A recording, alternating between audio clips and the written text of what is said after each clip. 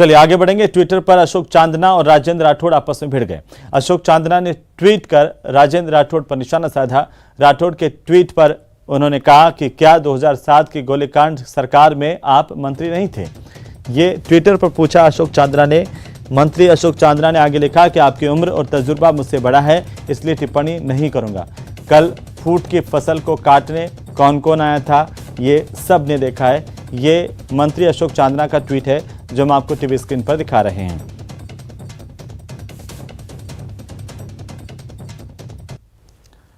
तो वहीं मंत्री अशोक चांदना के पलटवार पर राजेंद्र राठौड़ ने कहा कि लोकतंत्र में सही भाषा का प्रयोग होना चाहिए। वहीं राठौड़ ने कहा कि कांग्रेस में फूट साफ नजर आ रही है। ये इतिहास की बात करें तो राजस्थान कभी राजपूताना था, राजाओं का राज था, और आज भी राजाओं के वंशज यहाँ हैं, परंतु एक कोने में है।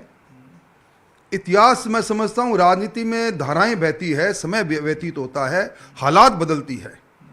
2007-8 की बजाय अगर 2017-18 की बात करें, चांदना जी युवा कांग्रेस के प्रदेश अध्यक्ष थे, सचिन पायलट जी प्रदेश कांग्रेस कमेटी के अध्यक्ष थे।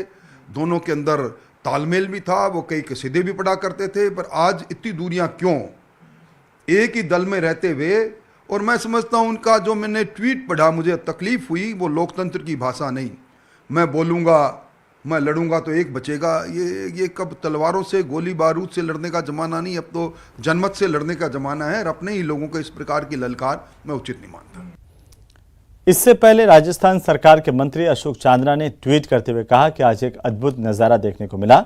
72 शहीदों के मारने के आदेश देने वाले तत्कालीन मंत्रिमंडल के सदस्य राजेंद्र राठौड़ साहब के मंच पर आने पर तालियां बजीं और जिनके परिवार के लोग आंदोलन में जेल गए उन पर जूते फेंके गए।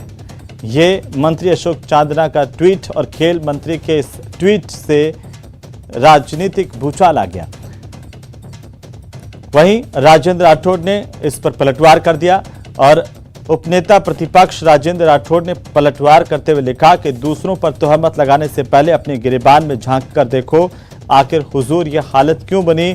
दूसरों की पकी हुई फसल को काटकर अगर अपने खेत पर ले जाओगे तो परिणाम ऐसे ही निकलेंगे।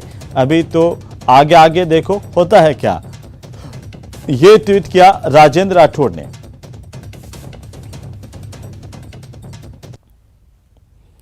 तो वहीं मंत्री अशोक चांदना और उपनेता प्रतिपक्ष राजेंद्र राठौड़ के बीच में छिड़े ट्विटर वॉर में बीजेपी नेता रामलाल शर्मा ने भी कूदते हुए अपनी प्रतिक्रिया दे दी। उन्होंने कहा कि जब जनता को भ्रमित करेंगे तो ऐसे ही परिणाम होंगे।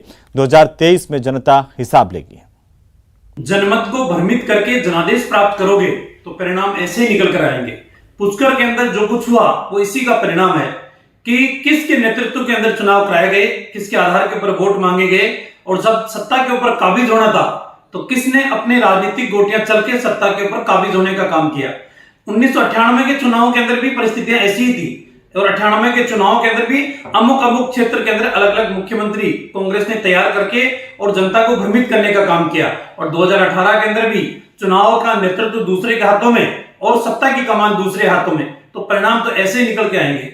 आवश्यकता इस बात की है कि वर्चस्व की लड़ाई कांग्रेस अपने घर के अंदर बैठ के लड़े, लेकिन जनता का जो आप नुकसान कर रहे हो उसकी भरपाई करना भी बहुत मुश्किल है। और आने वाले 2023 के अंदर जनता पाई पाई का हिसाब आपका लेगी।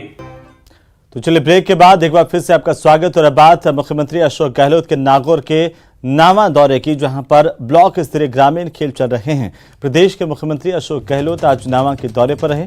नागौर जिले के नावा के दौरे पर पहुंचे सीएम अशोक गहलोत ने नावा में ब्लॉक स्तरीय ग्रामीण ओलंपिक खेलों का शुभारंभ किया है। नावा के इस कार्यक्रम में मुख्यमंत्री अशोक गहलोत के साथ नागौर जिले के प्रभारी मंत्री राजवेंद्र यादव तथा उप मुख्य सचेतक और नावा विधायक महेंद्र चौधरी मौजूद रहे।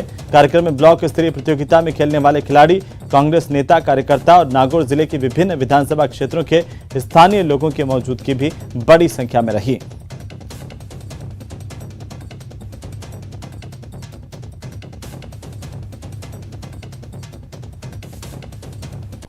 मुख्यमंत्री अशोक गहलोत का नावा का दौरा, ग्रामीण ओलंपिक खेल का शुभारंभ यहां से किया गया। बड़ी संख्या में छात्र छात्राएं और ग्रामीण मौजूद रहे।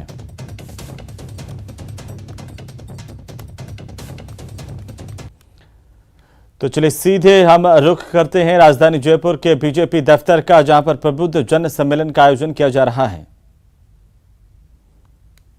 वासुदेव देवनानी को सुनिए कुछ कह रहे किस हैं। तरह से मैं इन व्यक्तियों के जीवन का स्तर ऊंचा उठाएं, उसके लिए आपने भी देखा होगा, मैं बहुत अधिक तो अपने मुख्य अतिथि जी अध्यक्ष जी बोलेंगे, लेकिन 2-3 बातें अपने ध्यान में आती हैं कि इन्होंने गरीबों को किसने नहीं देखा कि उसके माता के खाना बनाते समय धुएं से आंखों में आंसू आते हैं।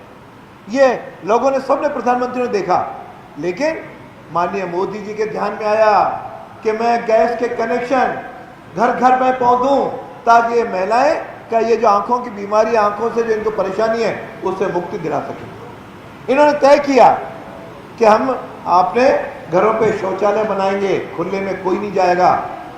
ऐसे महिलाओं का सम्मान देने के लिए भी इन्होंने 11 करोड़ से अधिक शौचालय बनाए। उज्ज्वला योजना प्रारंभ की, यहाँ तक कि इनके ध्यान में आया कि गरीब के व्यक्ति का भी राजस्थान के देश के सारे धन में भी सहभागिता होनी चाहिए, इसलिए इन्होंने जन धन योजना प्रारंभ की और लगभग 44 करोड़ लोगों के खाते माननीय मोदी जी ने खुला करके उनको सहभागी बनाया।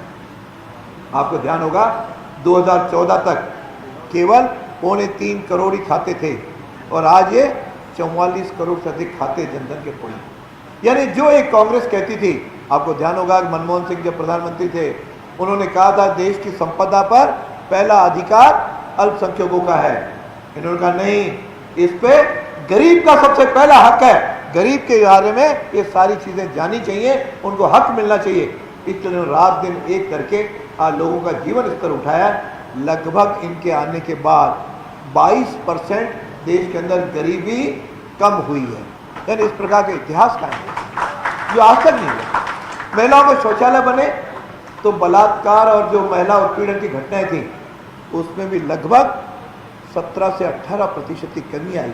ये तो दुर्भाग्य राजस्थान का है जहाँ कोई शासन नहीं है, इसलिए यहाँ पे लोग बढ़ रहे होंगे, पूरे देश भर में इसकी कम हुई है। गरीबी को आगे कम किया है।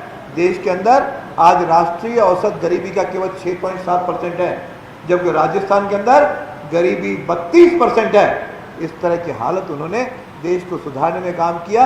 ये तो राजस्थान का राज है जो मोदी जी की योजनाओं को राजस्थान में लागू नहीं कर रहा है, इस प्रकार की स्थिति बनी। दूसरा खंड जो इन्होंने किया उसमें किया पॉलिटिक्स ऑफ यूनिटी, यानी एकता की राजनीति करेंगे। सबका साथ, सबका विकास, सबका प्रयास, सबका विश्वास, इसको लेकर के उन्होंने देश की राजनीति को नया स्वरूप देना शुरू किया।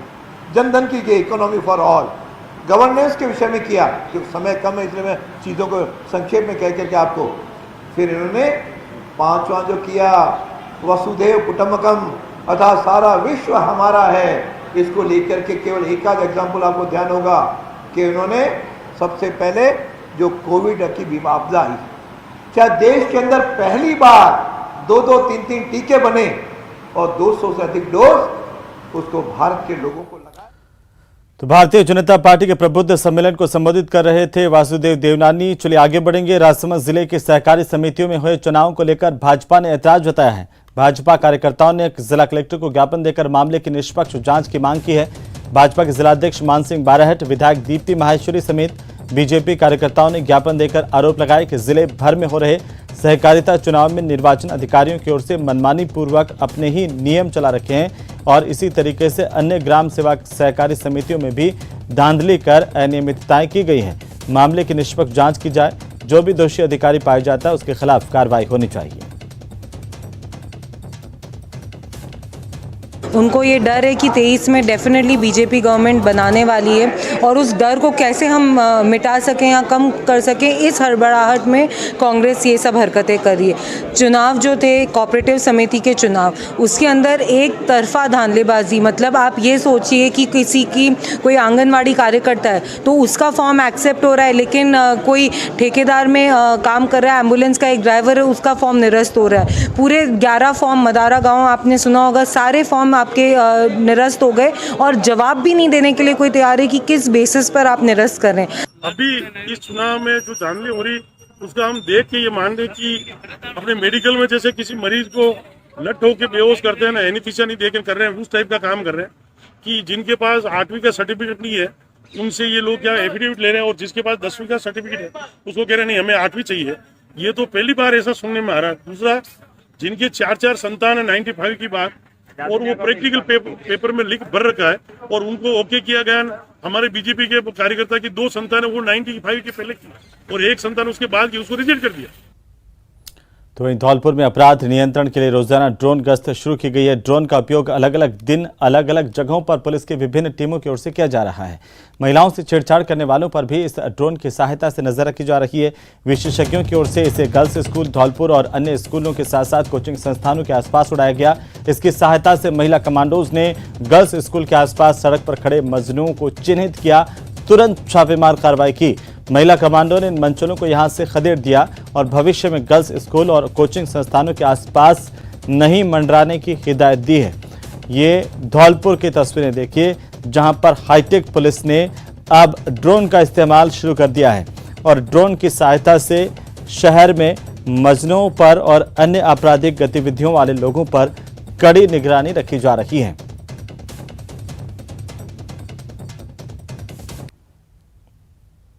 चलिए आगे बढ़ेंगे। लंपी वायरस ने सरकार की चिंताओं को बढ़ा दिया है। लंपी की वजह से भारत में 67,000 से ज्यादा गायों की मौत हो चुकी है। लंपी के चलते दुग्ध उत्पादन बुरी तरह से प्रभावित हुआ है। लंपी पर आज एक महत्वपूर्ण बैठक बुलाई गई है। वायरस से निपटने को लेकर इस पर चर्चा होगी। मवेशियों के टीकाकरण के अलावा अन्य प्लान को लेकर के भी चर्चा की जाएगी।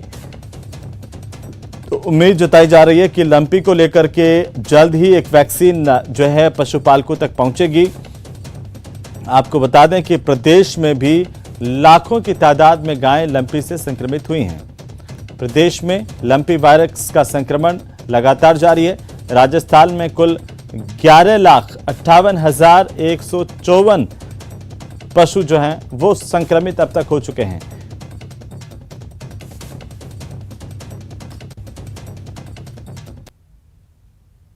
फिलहाल बुलेटिन में इतना ही। आप देखते रहिए न्यूज़ 18 राजस्थान।